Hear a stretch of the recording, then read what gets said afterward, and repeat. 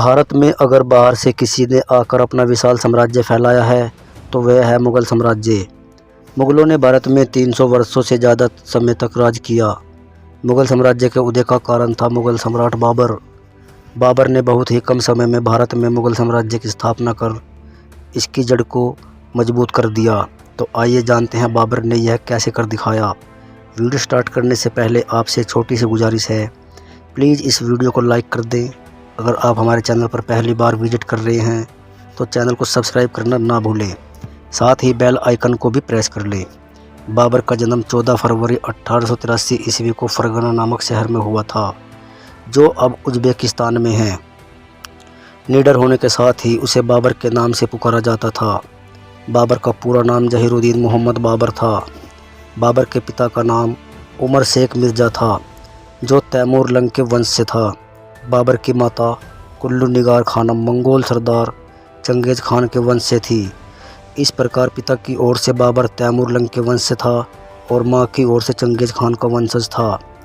जब बाबर की उम्र मात्र 11 वर्ष की थी तो उसके पिता शेख मिर्ज़ा की मृत्यु हो गई। पिता की मृत्यु के बाद बाबर फरगना का शासक बना।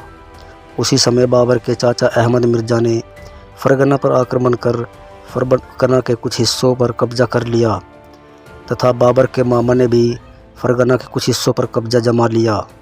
बाबर इन सब से बिल्कुल भी नहीं घबराया, लेकिन बाद में अहमद मिर्ज़ा ने बाबर से संधि कर ली और उन हिस्सों को वापस बाबर को सौंप दिया जिस पर उसने कब्जा जमा लिया था।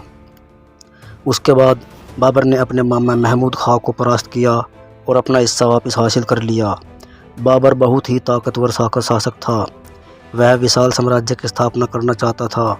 इसी के उद्देश्य से 1496 ईस्वी में वह अपने पूर्वज तैमूर लंग की राजधानी समरकंद पर आक्रमण करने पहुंचा, लेकिन असफल रहा। 1497 ईस्वी में उसने फिर समरकंद पर आक्रमण किया और इस बार वह समरकंद पर अधिकार करने में सफल रहा और वह समरकंद से ही शासन करने लगा। लेकिन तभी बाबर बीमार पड़ गया, जिसका फ़ायदा उठाकर बाबर के छोटे भाई जहांगीर मिर्ज़ा ने फरगना पर कब्जा कर लिया। बाबर ने फरगना को पाने की कोशिश की, लेकिन वह असफल रहा। जब वह वापस समरकंद लौटा तो समरकंद भी उसके हाथ से चला गया। काफ़ी समय के बाद बाबर ने फिर फरगना पर आक्रमण किया और उस पर अधिकार कर लिया। 1504 ईस्वी में बाबर काबुल पर अधिकार करने में कामयाब रहा। 1507 में बाबर ने कंधार को जीता और बादशाह की उपाधि धारण की तथा अपने पूर्वजों की उपाधि मिर्ज़ा का त्याग कर दिया। 1513 में बाबर ने समरकंद पर फिर से अधिकार कर लिया, किंतु कुछ समय बाद उज़्बेक से बहुत संघर्ष में बाबर को समरकंद छोड़ना पड़ा। इस दौरान कंधार पर भी बाबर का अधिकार समाप्त हो गया। बाबर के पास युद्धों का विशाल अनुभव था। उसने विभिन्न युद्धों में अनेक प्रकार के कौशल सीखे। उसने अपनी सेना में तोपों को शामिल किया और एक मजबूत तोपखाने का निर्माण किया। कंधार और समरकंद पर अपना आधिपत्य खोने के बाद बाबर की नज़र भारत पर पड़ी। बाबर ने भारत पर पहला आक्रमण 1519 ईस्वी में किया, जिसमें उसने बाजोर के किले पर आक्रमण किया। बाबर ने इस युद्ध में तोपों का प्रयोग किया। कुछ ही घंटों में हजारों सैनिक मारे गए। बाबर ने यहाँ के सभी पुरुषों की हत्या कर दी और महिलाओं और बच्चों को गुलाम बना लिया।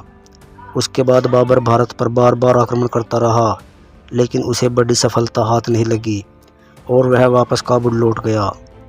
उस समय भारत की राजनीतिक स्थिति कुछ अच्छी नहीं चल रही थी।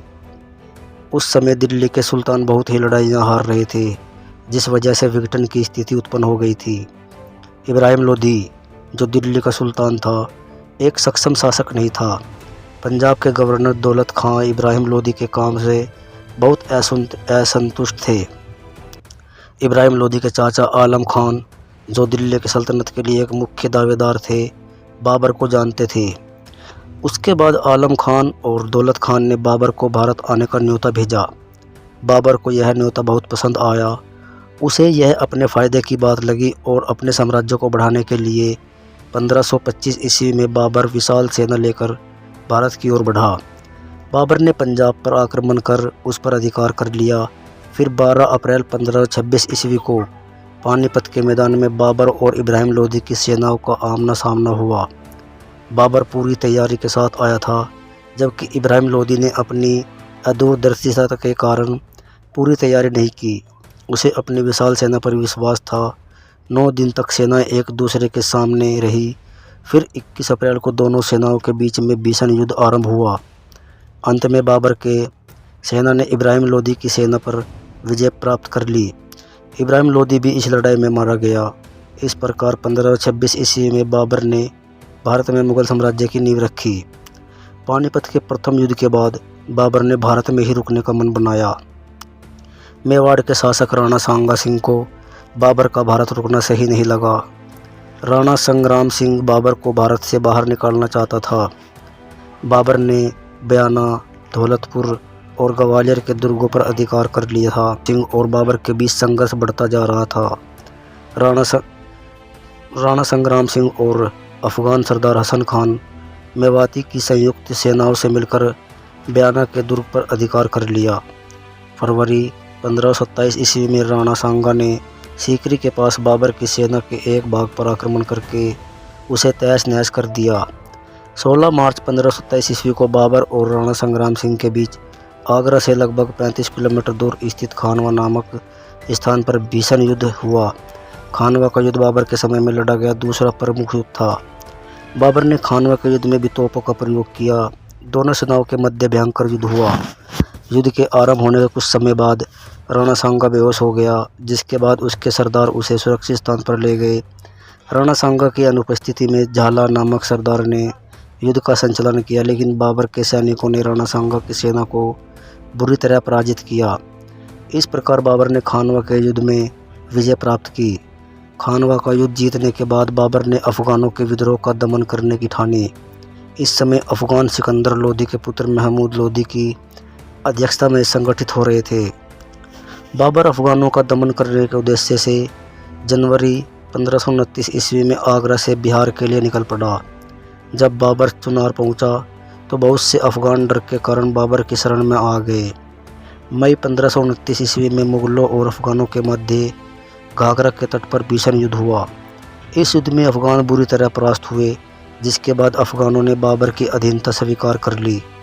घाघरा के युद्ध के बाद संपूर्ण उत्तर भारत पर बाबर का साम्राज्य स्थापित हो गया। घाघरा के युद्ध से लौटने के बाद बाबर काबुल जा रहा था, जहां की देखभाल के लिए बाबर ने अपने पुत्र हुमायूं को भेजा था, लेकिन लाहौर तक पहुंचने के बाद वह बीमार हो गया और वापस आगरा लौट गया, जिसके बाद हुमायूं भी आगरा आ गया। 26 दिसंबर 1530 ईस्वी को लंबी बीमारी के कारण आगरा में बाबर की मृत्यु हो गई। बाबर के शव को पहले आगरा में और बाद में काबुल में दफनाया गया।